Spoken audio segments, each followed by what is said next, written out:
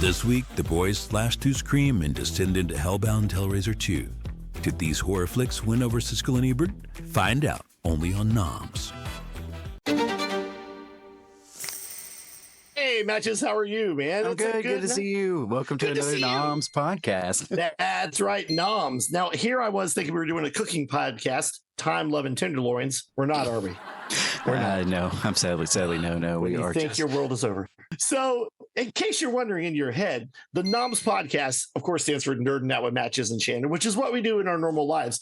But what we do is we honor and discuss and just elaborate upon the great reviewers of our times, Siskel and Ebert. That's right. Siskel and Ebert. They had the review show from, I don't know when it started, probably when we were wee babies before we were born. Yeah. Unfortunately, Gene Siskel died in the late 90s. So Ebert kept it going with Richard Roper. And then Ebert had health problems and he had to quit. But we like to watch the reviews that they did about movies that we like, even movies that we hate. That's true. Yeah. NOMS podcast is available every Tuesday. That's right. And if you're not careful, you might learn something. So, yes, we are two good buddies, Matches and Shannon. We go back a long way, like peanut butter and peanut butter and sandwiches. I was going to say salt, but okay. Peanut butter and sandwiches is good. I like that. Yeah, we like to talk about Siskel and Ebert. We like to talk about movies. We're huge film nerds. We got two classics because it is spooky season. It is. Yeah, you want to tell the kids what we're going to have? Yeah, I'm excited. I love these movies. We're doing Hellbound Hellraiser 2, the classic. That's right. And then we're also doing Scream, Wes Craven's masterpiece, Scream. I would say building upon all his other horror films. Yes. Yeah. It's going to be good. Scream is a very aware horror film, and Hellraiser 2 is maybe not so aware, but it gets around. It's fun. Just enjoy the show. You better. 1, 2, 3. It's the video movie corner pick of the week. Perfect. All right, y'all. Oddity is this week's NOMS video movie corner pick of the week from me. Matches his pick. Oddity is an Irish horror movie. Hey, that's his son. Irish horror movie directed by Damien McCarthy, who also directed 2020's Kavit, streaming on Tubi. Oddity is the story of a newly married couple who move into their dream home. Danny stays at home while Declan works at the hospital. A psych patient with one eye shows up one night to warn Danny of a coming danger and insists that he is not the danger. Roll clip. It's not a spoiler to say that the one-eyed man is accused of murdering Danny until her blind psychic twin sister Darcy shows up, both played amazingly by Carolyn Bracken, to set things right. And they are absolutely unrecognizable from each other, the two sisters. They're completely different and they're so great. Like I didn't even realize it was the same person. But let's see. And her blind psychic twin sister shows up to set things right. Oddity's simple story might be simple and a bit predictable, but it's the unique perspective of the story from the house and the blind sister that make it unique. The tension, chills, and scares are all there, and I cannot recommend Oddity enough. It's available to rent or buy anywhere and is currently streaming for free if you have a Shudder subscription. Nice. And of course, it's got that nice Irish twinkle. I'm going to kill you, but you're going to love it less. Yeah, it's drenched in Irish folklore and horror. And it's very good. I love that. I love that. My mom always told us that we were Scotch Irish in our. Oh, really? This was good. It's even got a nice little whimsical ending to it, almost. That's is scary. The killer a leprechaun? The killer's not a leprechaun, is it? No, but it's so good. Everyone should check this movie out. Whenever they were talking about that Nick Cage movie, Long Legs. Oh, yeah, which he was barely in. Yeah, they were saying that it was so scary. The marketing was great for that movie, but they were saying this is the one you need to watch at that time. Really? No one saw it. Yeah, not a lot of people saw it. But you did. You did. So I did. Oh, yeah. I'm on and that. Here I was thinking it was a movie about ground controls and Major Tom. That's right. It's not the same thing. Well, my video movie corner pick of the week. Yes. Oh, hey, here comes the bass guy from every R&B group. Hey, baby, it's the pick of the week.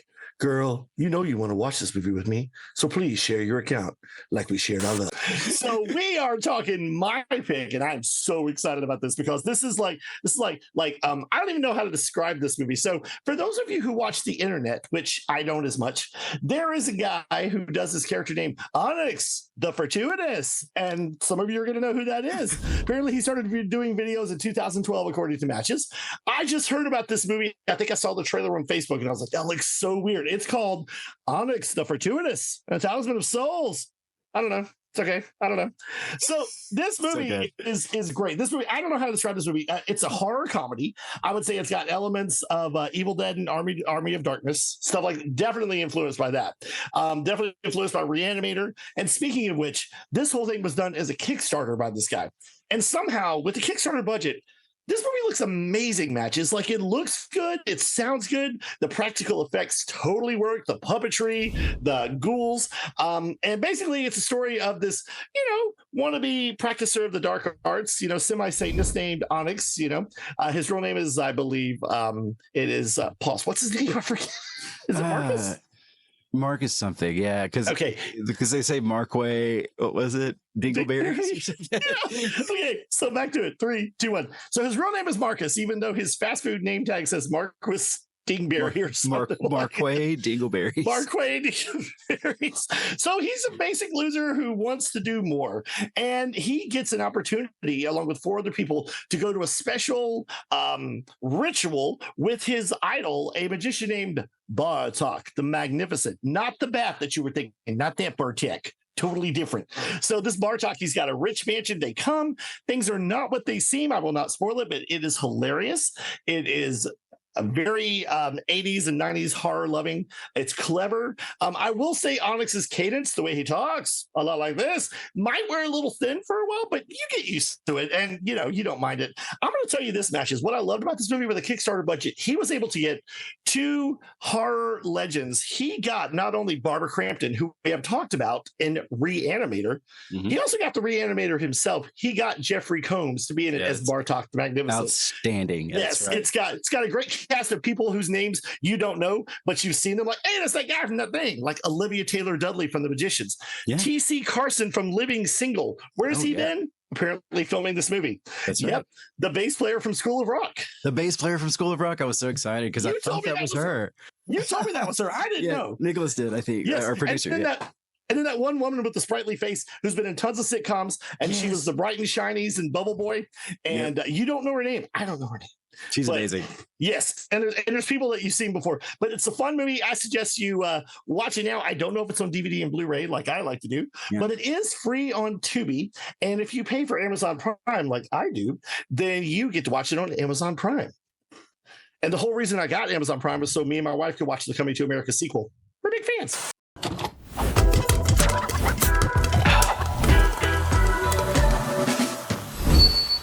All right, we're ready for our first movie. It's going to be Hellbound. Oh, yeah. And if my mom's listening, it's going to be a Hellraiser. That's right. Hellraiser. Yes. The Hellraisers, yeah. 1 is one of my favorite horror movies of all time. 2 is a lot of fun.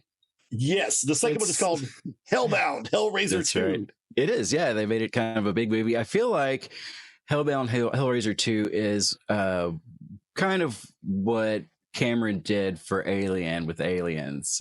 Okay, so he got the toys and he played Tony with Randall did with Hellraiser 2. Yes. Kind of made it a bigger, more sci-fi fantasy epic, I think. By the way, I was so excited that it was directed by one of my favorite characters from The Odd Couple, Tony Randall. No relation. Oh, my God.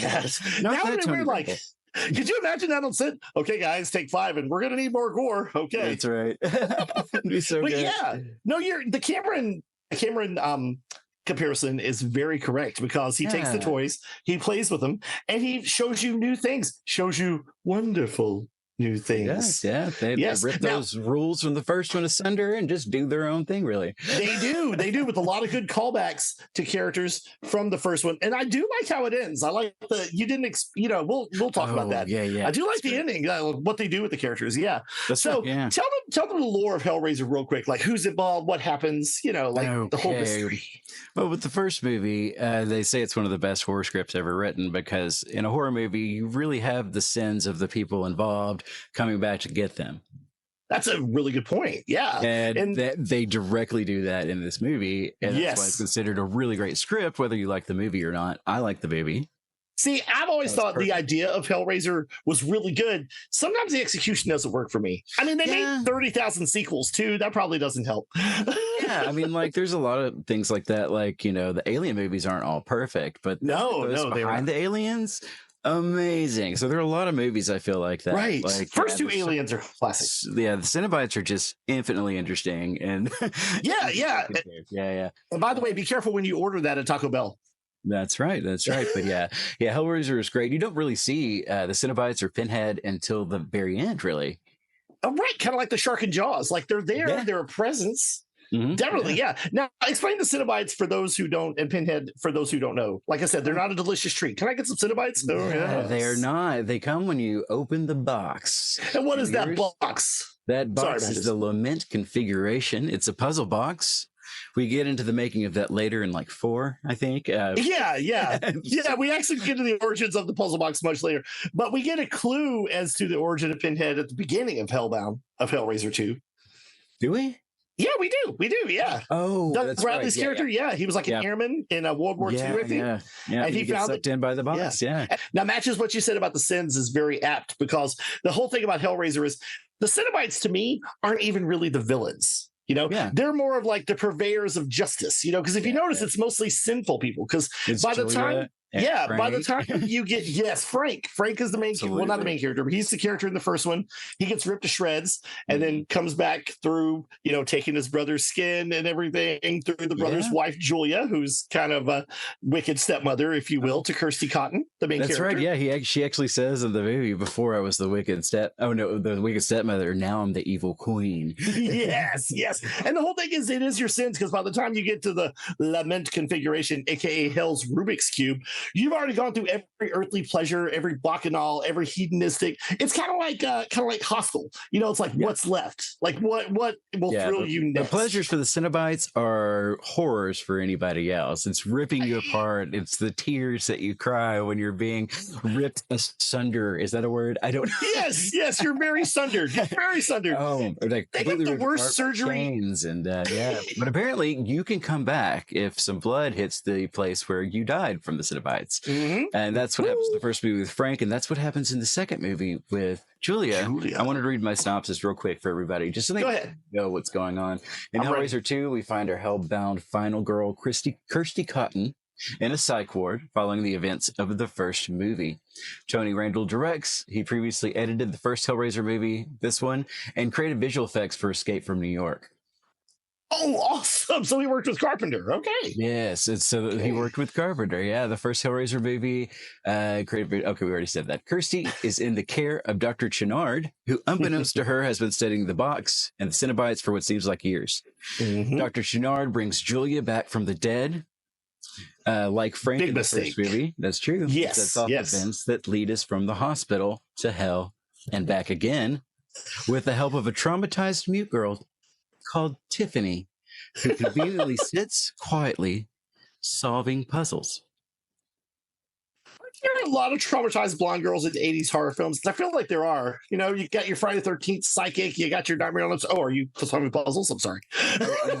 We were snapping for the... Oh, that's right. So you got all that recipe, for disgusting goodness. And like I said, the Cenobites, not the bad guys. They just do what they do. They're not necessarily good or evil. Yeah. Exactly. So do you want to find out what Siskel Ebert had to say about this? Because they loved Reanimator. And I think they loved some horror movies, but they liked them with humor. So let's see what they thought about it. Okay, let's do it. Okay. Are we looking over here? I have here a blurb from RogerEbert.com about the first Hellraiser movie. Okay, so I'm going to look over here where you say it. Okay. It starts with a quote. I have seen the future of the horror genre, and his name is Clive Barker. Whoa. Stated by Stephen King. Oh, right. Now, there's a blurb Stephen King should have written under one of his pen names. He may have seen the future of the horror genre, but he most certainly has not seen Hellraiser, which is as dreary a piece of goods as has masqueraded as horror in many a long, cold night. This is one of those movies you sit through with mounting dread, as the fear grows inside of you that it will indeed turn out to be feature length. Who goes to movies like this? What do they get out of them? I like good horror movies because I enjoy being surprised and sometimes even moved. But there are no surprises in Hellraiser. Only a dreary series of scenes that repeat each other. What fun is it watching the movie mark time until the character discovers the obvious?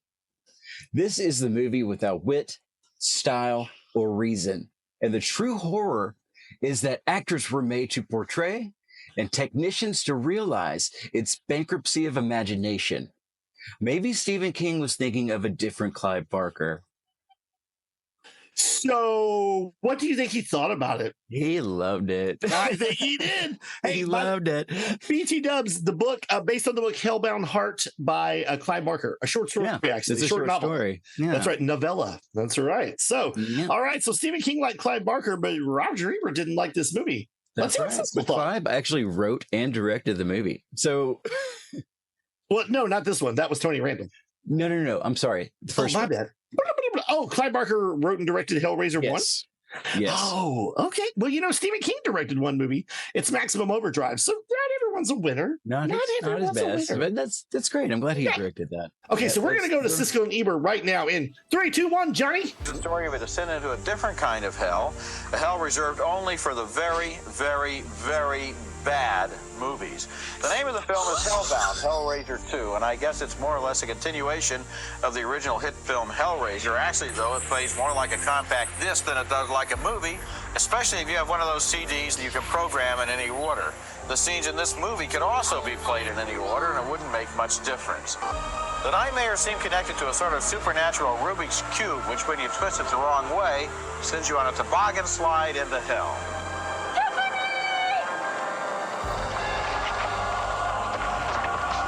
I love the names of the characters in this movie, by the way. They're named Kirsty and Tiffany. I love them because this is another one of those movies where they say the names way too often, over and over again. Kirsty, Tiffany, Tiffany, Kirsty, Tiffany, over and over. The audience is almost tempted to start shouting Tiffany and Kirsty back at the screen. I did. Monotony. Or to continue it. Or to continue the monotony. Good point. The problem here is that there is no discernible beginning, middle, or end to this nightmare, just a series of disconnected and gruesome scenes that go credit to our good, but I really think they should have gone to the trouble of providing us with a story. I want to focus on one word that you mentioned, which is gruesome. I mean, this film could be actually titled Skinned Alive. It does set some kind of a record. Images like this in medieval times were the stuff of Hieronymus Bosch paintings, and people were absolutely horrified. Now it's just fodder for public entertainment, and kids go in and look at people flayed alive and dripping their organs all over the place, and they just laugh at it. 2 big thumbs way down, though, for Hellbound, Hellraiser 2, one of the worst movies of this. I'm getting a vibe, but I don't know exactly what they meant by that. What do you mean? No, I'm kidding. I'm being sarcastic. No, I'm being sarcastic. They were savage. I mean, I would say as a casual, not real fan, they're not wrong. If you don't know what happened in the first one, this second one doesn't give you a whole lot of explanation, right? If you're not that familiar with it. Like if you watch the first one, you'll get it. If you don't watch the first one, I don't know. I mean, it's a fun ride, but yeah, I just love it. I do. I love the Hellraiser. What was it, 2022?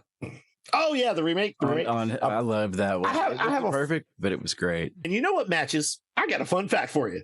Oh, good. Okay, go ahead. That's right. It's time for Fun Fact Fred. Hey, everybody, I'm Fun Fact Fred. Here it is. All right, so here's the fun fact. So Doug Bradley plays the lead Cenobite, and what is his name, Mr. Matches? His name is Pinhead. That's right, Pinhead, because he has a head full of pins. Here's the thing. His name is not actually Pinhead. In the novel and in the movie script, he's never really named. He's like the priest, the dark priest, the hell priest. Yeah, your priestliness, Rippy. And so he's never actually named. The crew behind the scenes, and you probably know this being a big fan, the crew named him Pinhead because he literally had pins in his head. Yep. And that's what they named him. And it got out and in promotional materials. And it's never actually mentioned as his name till later in the horrible sequels after the third one. I think he was in the third one. Yeah, okay, it might have been in the third one. third one, the girl says, yeah, you pinhead. Like, he didn't call him Pinhead. It's just like kind of trying to think of a name for him. And she's just like, head. Hey, the less said about the sequels after number 2, the better. Yeah, well, 3 and 4 have their own place. They have some good stuff in them. You get Adam Scott. Yeah, you get Adam Scott. You also get Pinhead in space. You do get, and I think that's where every horror movie needs to go. Jason's done it, Leprechaun's done it. 2, 3, and 4, they had so many things they wanted to do that they couldn't get to. It seems like, parts of 4 different movies, going on. They have different ideas going on. They're setting up that they don't ever follow through with, and that's because it's true. And it is kind of like Ebert said, you can't kind of interchange it. I'm not saying that as an insult, but he's not wrong. You kind of can. Yeah, he's not wrong at all. But we got some good Cenobites later. There's some good stuff in the third movie. It's just not the first or second one at all. No. But in the third movie, there's a Cenobite that shoots CDs out of his mouth. Yeah, the DJ from the club turns into a CD. Yeah, I guess they call him CD, I think. That's probably what his toys called. CEEDEE, I think. All right. My name's CD, man. CD. What's up? I love it. It's cool.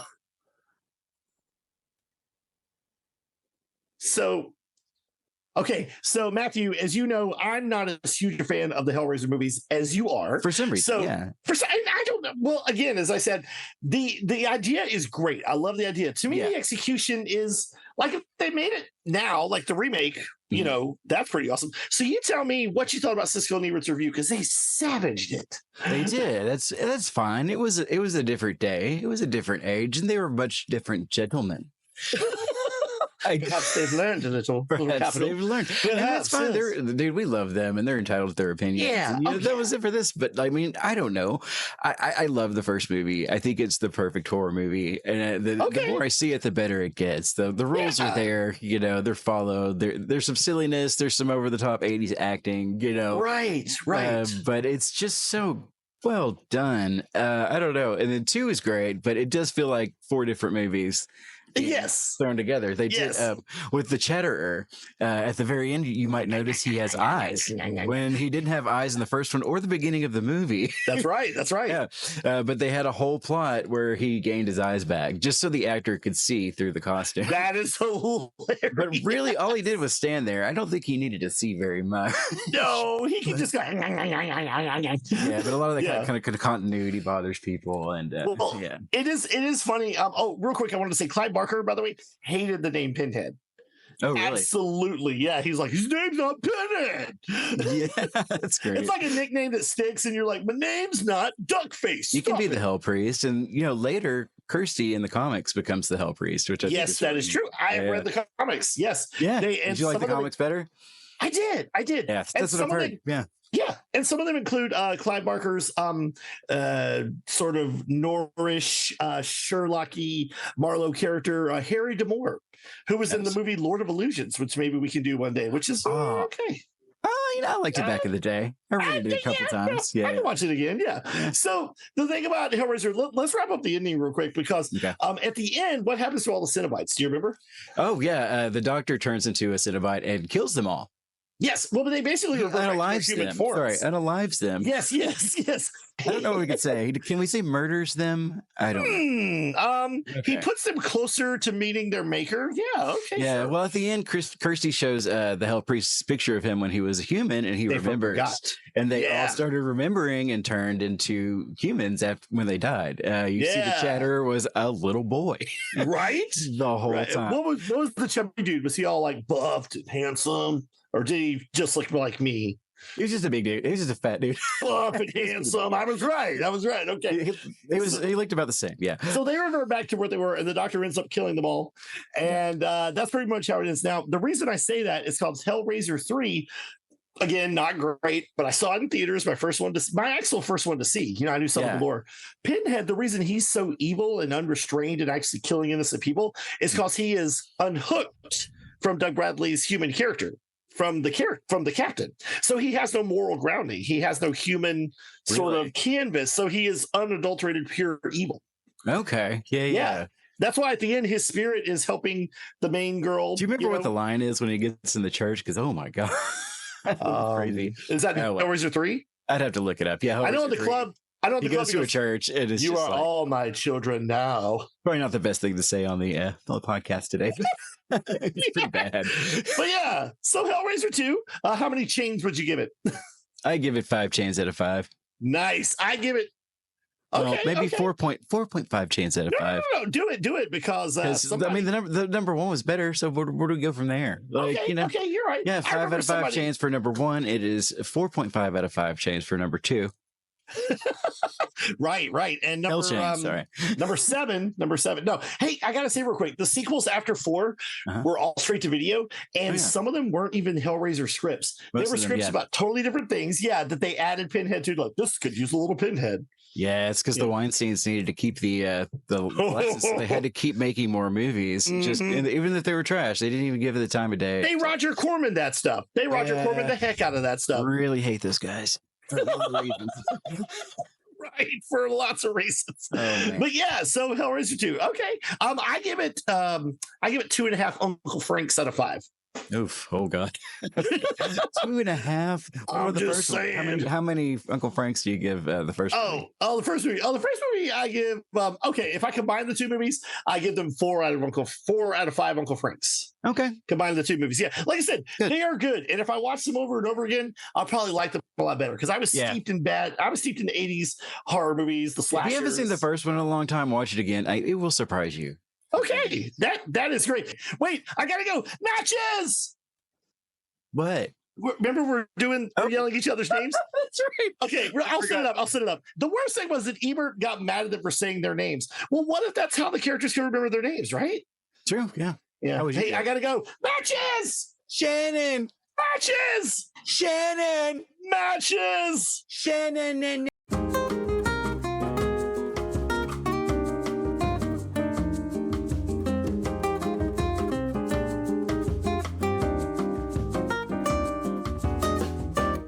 So, Matches. Hey, Shannon. Hey, Matches. Hey, buddy. Hey, it's good to see you, by the way. Good to see you. Through the miracle of the interwebs. And so, or the audio webs, as people are listening. Yes. Hey, if you guys are listening, ASMR.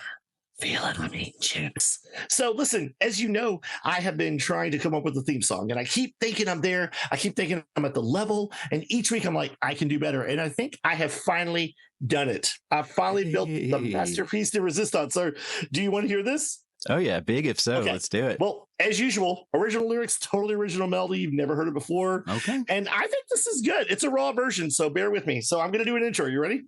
Yes, ready. Imagine I'm a piano, okay?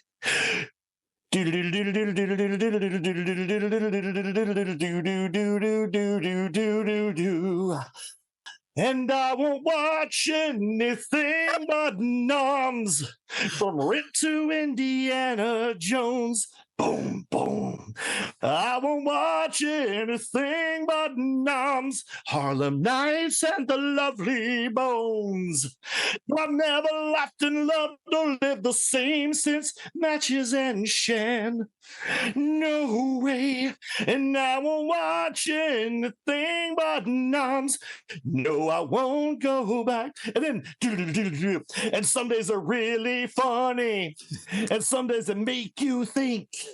If Rosa just let Jack on that door, would they have really sink? Okay, so they're crazy, like guys who try to mess with Rambo, but they'll never give you the big chill, cause you had them at hello. Oh my goodness. And I won't watch anything but NOMS. I can't watch anything but NOMS. Matches and Shannon are the bomb, and they'll make you laugh. Oh yeah, they'll make you laugh. So what do you think? I don't know. That was good.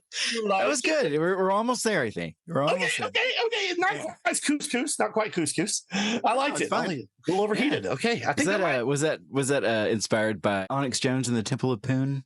Oh my God. Is that what it's called? It's called Onyx. It's called Oasis. No, that's not it. Onyx the Fortuitous and the Talisman of Souls. There is a scene. Oh yeah, that's right. Where he's singing and playing "I Would Do Anything for Love." And out of nowhere.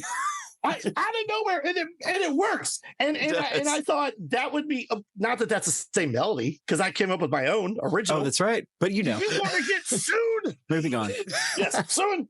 Moving on. Do you want the Joseph and Day Foundation to sue us? His name is Robert Sproles. His name is Robert.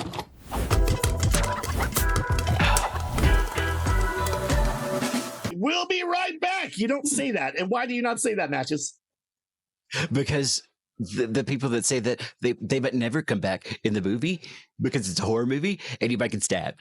There are rules. You're right. There are rules. Might get stabbed. There are definitely rules to a horror movie. Now, what kind of rules are there to a horror movie? Don't do anything adults, like drinking or loving, or watching, maybe Driving Miss Daisy After Dark. Don't do that. Okay. Yep. Don't eat after midnight.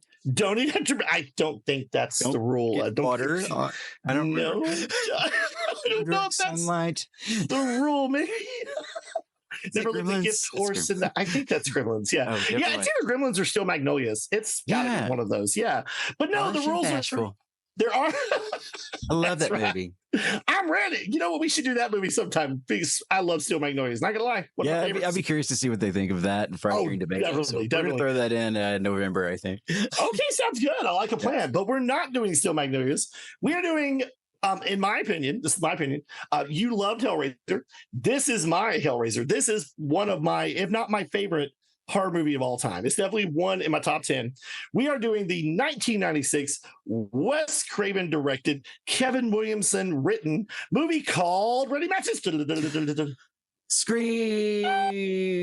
Oh, yeah. And not the low budget version called Holler. We're not doing Just Holler. want to throw in there that Kevin Williamson is returning to direct Scream, the next Scream, with F. Campbell. Scream 7? Yeah. Yes. F. Campbell. So yes, unfortunately, they did lose Marissa Barrera and unfortunately, yes, and Wednesday, Jenna Ortega. They did lose both of them, so they're gonna have a whole new story. But we'll get into all that and stuff. And and unlike the Hellraiser sequels after 4, the Scream sequels to me mostly hold up. I will say they're pretty good. I'm not a huge fan of 2. Oh, you're not? I'm a bigger fan of 3 now. Wait, really? Yeah, okay. The internet started buzzing about how it's actually not that bad, and I watched it, and it's actually not that bad. It's pretty funny. Yeah. Oh, I mean, no, it's a great movie. A bad Scream movie to me is like a really good, I don't know, Beethoven movie. Like a movie that's great. Like I can enjoy a bad Scream. They did some dirty things with the college years, the Scream 2. That's what they should have called it. Scream 2, the college years. It was the 90s. They should have. Standing on the edge of tomorrow. Yeah. They did Randy so wrong. So wrong. They did Randy so, and I think they realized they did Randy wrong. I mean, without these spoilers, let's just say there were thoughts to bring him back in the 3rd one or the 4th one as he had been in the witness protection program. But then they thought that would do even worse to the fans. Oh. Yeah. Now we're not going to tell you what happens to Randy in Scream 2 because we're not doing Scream 2, okay? But let's just say Randy didn't physically show up in Scream 3 and leave it at that. Rest in peace, player. Rest in peace. So Scream 1996, like you said, Wes Craven, I would say one of our favorite directors, one of the best horror directors of all time. He made the scariest movie with Meryl Streep, Music of My Heart. Whew, that movie is chilling. Did he really? He did. That is one of his rare non-horror films. Okay. So Wes Craven, as for those of you who don't know, and that's okay if you don't, we can still be friends. Wes Craven directed one of the greatest horror films of all time. Do you know what I'm talking about? I do. And what's it called?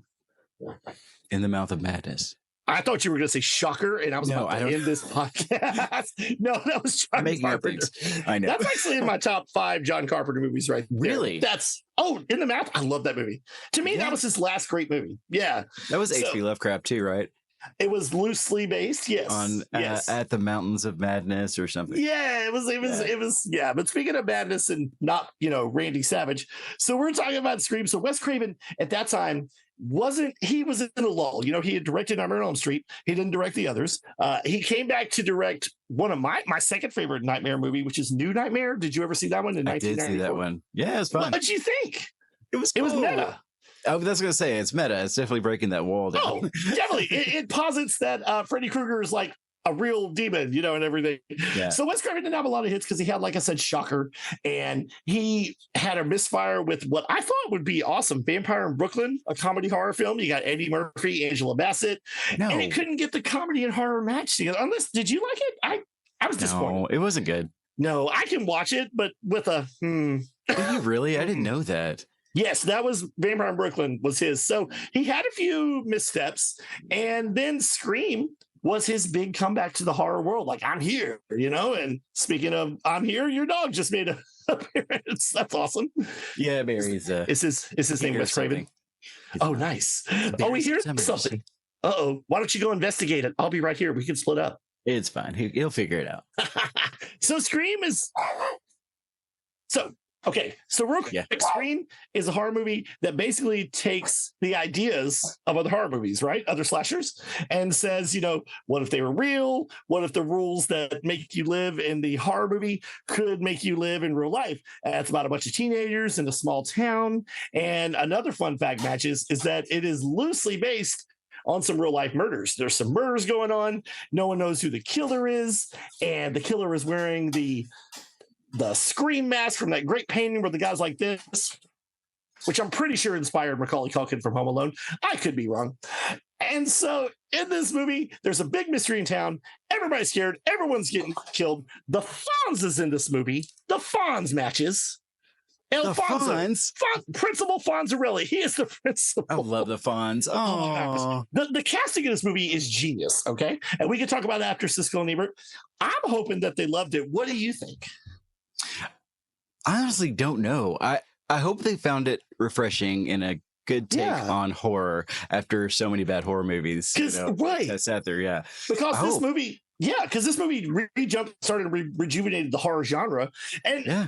I saw it twice in the theater, at least. Yeah. Oh, nice. Yeah, nice. I went back with different people to see it because it was so good. And I've never seen that movie theater in South Arkansas so packed. Yeah. Screaming the whole time. The first one? Laughing. Yeah. It was a good time my gosh. Yes. This movie actually scared people. Because, I mean, it could happen. In real life. It could happen, yeah. It could happen, yeah. It's based on a real story, so. It is loosely based. Yes, you are right. Loosely based, I want to say. Very loosely based. But like I said, but what's great about the movie, it's got a wink, wink. We're in on the joke, like the horror movie tropes. It takes them and it throws them back in your face in an unexpected way. It's clever. It's funny. Yep. And like Siskel and Ebert, my favorite horror movies have humor in them. Absolutely. So, that's right. That's why I like Prince of Tides so much. So listen, we are going to watch Siskel and Ebert. Any thoughts before we do that? Let's just let them talk about it. Okay, when we come back, Wes Craven's Scream, a horror movie about characters who have seen other horror movies. They're all the same. Some stupid killer stalking some big-breasted girl who can't act, who's always running up the stairs when she should be going out the front door. It's insulting. The Formulas. Here at last is a movie that at least knows that there are formulas. Almost all teenagers go to a lot of horror movies, except for the teenagers who are in horror movies. They've never seen a single one. That's why they always make the same stupid mistakes that always get teenagers killed in horror movies. One of the guys works in a video store and he brings along some tapes to a party, using them as a sort of training session as the slasher stalks the night outside. Never, ever, ever, under any circumstances say, I'll be right back. Because you won't be back. I'm getting another beer. You want one? Yeah, sure. I'll be right back. So I love that moment because that's the original. I know, right? It's so good. It's one of the best, right? And he's right. The characters in this movie have seen horror films, and yet here's the funny thing. Remember when Nev Campbell says some big girl running up the stairs when she should be running out the door? What happens when the killer first goes after Nev Campbell? She runs up the stairs. Oh, yeah. Yes. And me and my son, by the way, Groot loves this movie. One of his favorite movies. I won't spoil anything, but let's just say he's got a big friend in his room that might look like Ghostface. And he will talk to you. Oh, yeah. That's and cool. You know my short little mama? Yeah, he got my mom. Wow. He said, come on in, Mama. And she was like, oh, what's in here, baby? And that's when my dad called her and she got distracted.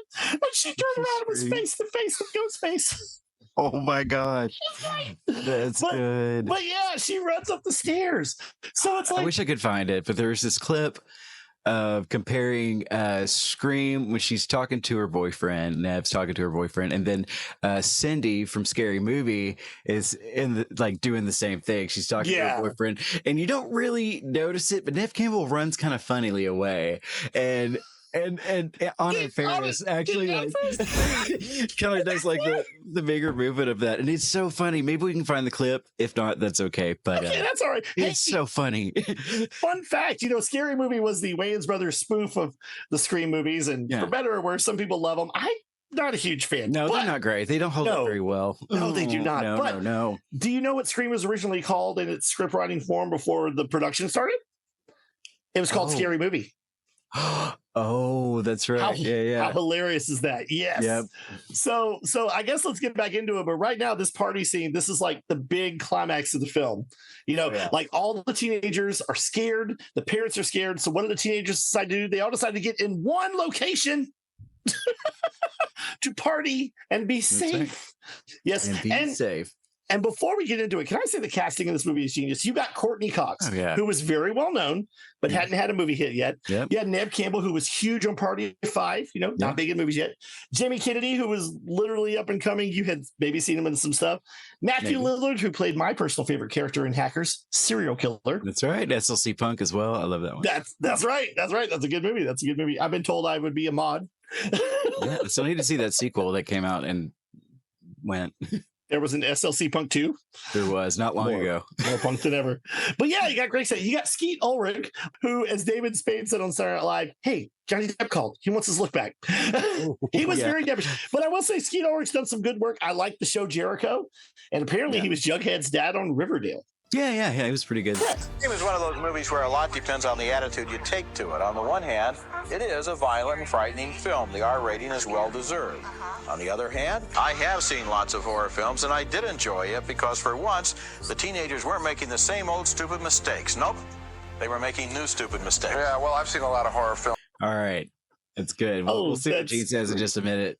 Okay, he's not wrong. They were making new stupid mistakes. Spot on, and I'm so glad he loved this movie. Yes, I was on the fence whether or not he liked it. I did or didn't like it. But I mean, there's just so much there that's good. I mean, it really is, and even people today, younger kids today, it's their favorite horror movie. Right? Like Scream is a classic. Like my son, like I say, Groot. It's his favorite movie. He's got the shirt that says with the ghost face mask going, "No, you hang up." Yeah, huge fan. So yeah, and like I said with the casting. Oh, nice. Yeah. Oh, nice. I'm wearing a Scrubs t-shirt. So that's not as scary, but fun. Oh, nice. Eagle. I love it. So yes. So like I said, the casting. I had to get back to this. I'm so sorry. Drew Barrymore. Right? Yeah. You would say maybe one of the biggest stars of the movie. Like at the time, she needed a career resurgence, probably, and that probably helped. David Arquette, who at the time had been, in some small films, some little stuff, known as a goofy, crazy guy, and Deputy Dewey, and again, Henry Winkler as the principal. Oh yeah, he's so good. Robert Englund as the janitor, actually. No, actually, that was Wes Craven. Was it? Oh yeah, yes, he had the Freddy shirt on. We have to talk about that part in the Scream, that cameo. So Henry Winkler, the kids have left school. Henry Winkler hears some noise and he's like, "Hey!" And he looks out and there's a janitor wearing the sweater and the hat, and his name is Fred, right? And he goes, "Not you, Fred," and it's Wes Craven. Okay, that's awesome. It's genius. Yes, so genius. So Rose McGowan, great in this movie. Well, let's just say that no one knew that. Drew Barrymore wasn't in the movie for long. That's what I wanted to bring up. That was you who said that to me. Okay, tell me about that.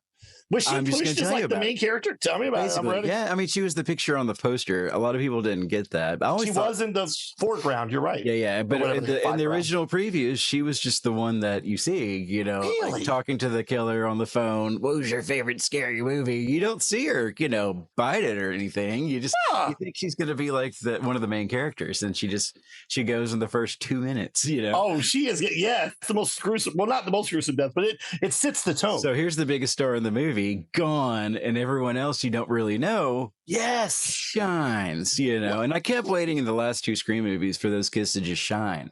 You know, the last one I thought was pretty good, but like, and they were good characters, but they kept cutting off to other things, I think. Like, you didn't really get to know the kids that well. There were good moments with them, but like they're few and far between because they had to tug on your heartstrings a little bit with the old characters. And just kind of seemed to be a few different movies going on at once to me. You're totally right about that. The characters in Scream are endearing. You do get to love them, which is why it's heartbreaking when they die. Like, I was very upset when Rose McGowan's character died. I was even upset when Courtney Cox's cameraman died, who, by the way, went on to play Warren in Something About Mary and Meatloaf in a VH1 movie about Meatloaf. Oh, wow. Okay. Yes, that guy's I forgot his name. I think he's one of those people with like a letter in the beginning of his name. Okay, like E something. Yeah, W. It's not, I think it's like W something. SRW. Okay. Yes. Shout out to my coworker. Her initials are SRW, so we say SRW. I like it. That sounds like a small town deputy. Hey, don't let SRW find you. That's right. This movie is so well written because not only do you have the references to other movies and the wink, and for better or worse, it did influence horror movies to have like a WB-ish kind of, we're in on the joke thing, for better or worse. But the script is so good because to me, I don't know if you felt the same way, you don't know who the killer is, and they make almost everyone look like they could be the killer. Yeah. Like at some point, someone looks sinister. Even the sheriff, who's only in it for like 5 minutes total, who's an Arquette, by the way, Louis Arquette. You might say the two people that actually might have been too obvious to be the killers, and that's what makes it good. Yeah, it is, because you think one of the killers. You're looking at everybody else. It's like it's got to be Randy. It's got to be a Tatum. It's got to be. It cannot be Billy Loomis. It's got to be Tatum. It cannot be Billy Loomis because it's too obvious. Because he's the boyfriend, and that's his alibi. That is his alibi. All right. This is a callback to Basic Instinct. Basic Instinct. Oh, I like that. It's their alibi. You fall in love with me, Nev Campbell. And then I'm going to nail you. David Arquette. I'm going to in love with you. I'm going to nail you anyway. But I'll nail you anyway. I don't think it's really as much of a clever satire as you're suggesting, because I think that it starts out as a slasher film and then adds this other material, this knowing material, but you still have to sit there, even if you're hip to the satire, Roger, and watch girls being stalked, ripped apart, and it isn't fun. So the attitude that I brought, which is always neutral to a picture, was depressed at the 25-minute mark in this film, and I smiled knowingly at what the film was saying, but I didn't learn anything. I don't think it starts out as a slasher film. It starts out already as a satire. For example, the use of the big glass patio doors in the background for the telephone call. Yeah. Well, while you're noticing the glass patio doors being shattered, I'm noticing I'm noticing the fact that they're there. And I'm noticing a body getting shattered. And I'm not going on the high horse against you. I'm just saying. No. I'm saying that that's what I noticed, and I found it offensive. Okay, would you have enjoyed this more if the characters had not been savvy? No, it would have been a worse picture, but I'm not recommending it. Okay. I love Siskel. Yeah. He was getting up there, in 1996, he was getting Was he getting to this crabby dad phase? Like, I don't like nothing anymore. Give me my pretzels. Could be. I don't know. He seems to like some good pictures, and he seems to not like some good pictures, but Well, if you want to see it, if he doesn't like Scream, it's a teenage genre horror movie from the 90s, Sure. Although I feel if I watched it at this age as I am now, which is highly advanced, let's just say I was born a week before Star Wars. Yeah. You do the math, and I think I would still love it. No, don't do the math. Don't do it. Don't. Okay. But like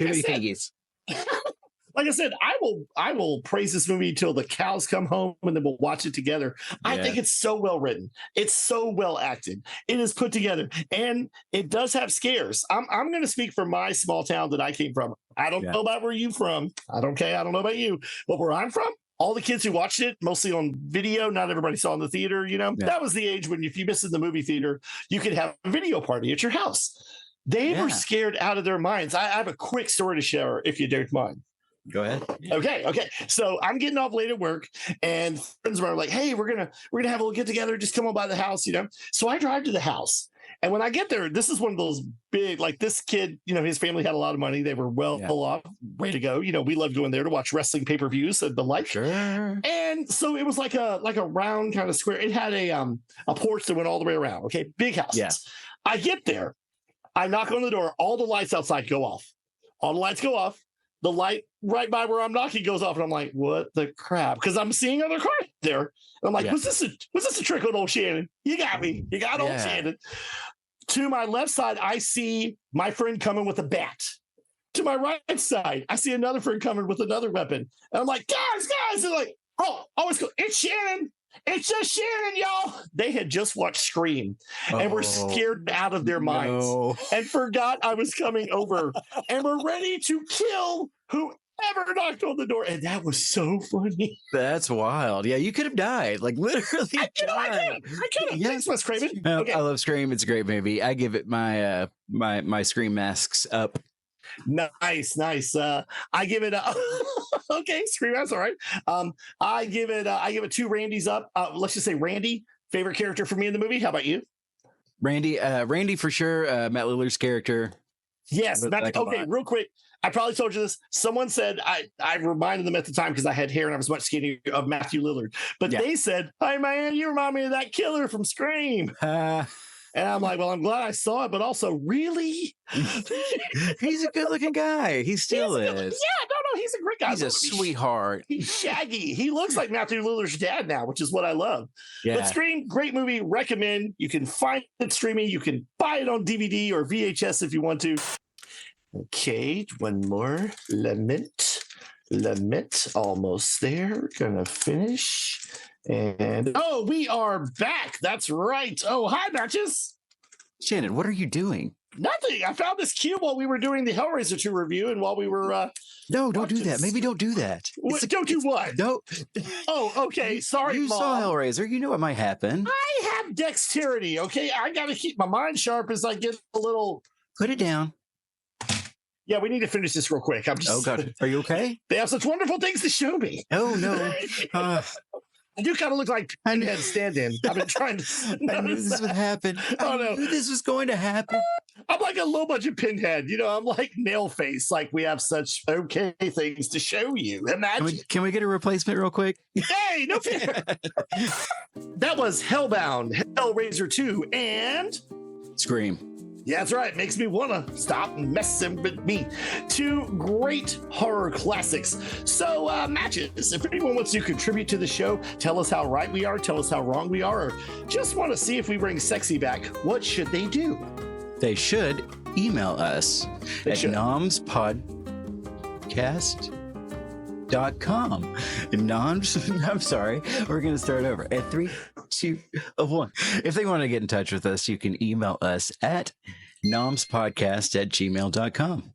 Yeah, if you want to sponsor us, if you have a question, if you want us to look at a movie from 1986 to about 2006, we'd love to do that. Yeah, something Siskel and Ebert did too. Or if you've got like a suggestion for our pick of the week, you could do that too. That's true. That would be great too. Yeah. And we have a sponsor before we get out of here. We're sponsored today by Matches.com, not Match.com, but Matches.com. When you're looking for one specific person, that's right. It's just Matches. You open a door and he's like, "Hey, how's it going?"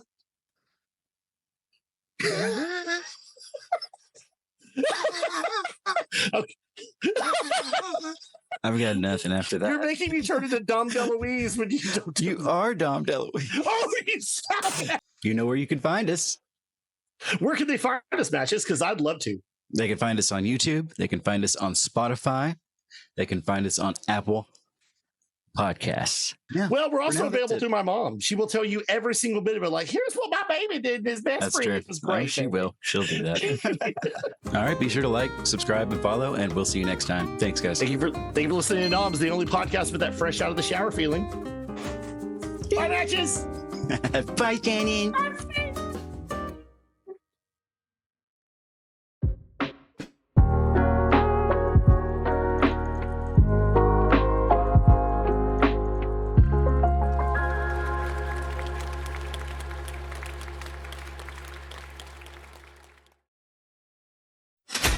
Nom nom nom. Nom nom nom.